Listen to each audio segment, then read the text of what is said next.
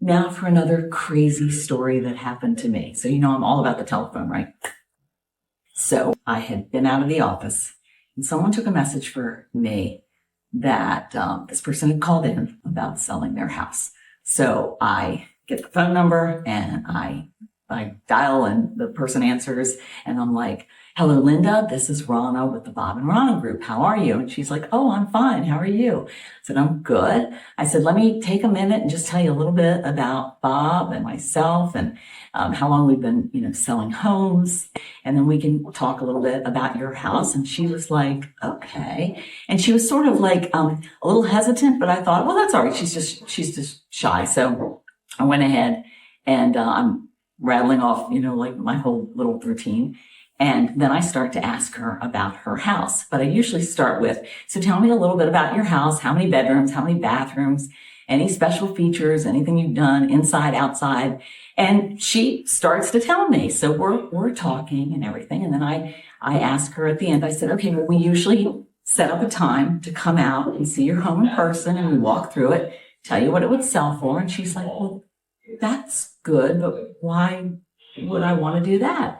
And I said, "Well, I thought you wanted to sell your home." And she said, "I don't want to sell my home." And I was like, "This is Linda, right?" And she said, "Yes, I'm Linda." And I said, you didn't call me about selling your home earlier today?" She's like, "No, it wasn't me." And I was like, oh my gosh. So what are the chances that I could dial a wrong number, which I did, the person answers, her name is Linda anyway, and she starts to tell me about her house. So we both had a good laugh because then I said to her, I was like, "Well, Linda, if you weren't interested in selling your house, didn't you think it was odd that here I'm calling you and asking you all these questions?"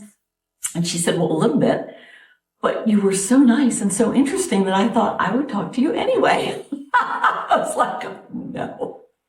So anyway, here's the funny part of the story.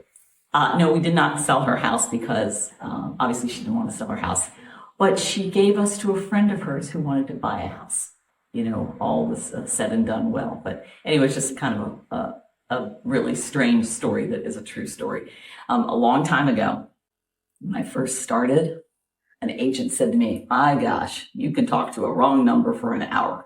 And I thought, what do you mean by that? But then I took it as that was probably a compliment. So make the best of any situation, even if it's a wrong number. Be friendly anyway. It just will be okay. See you soon.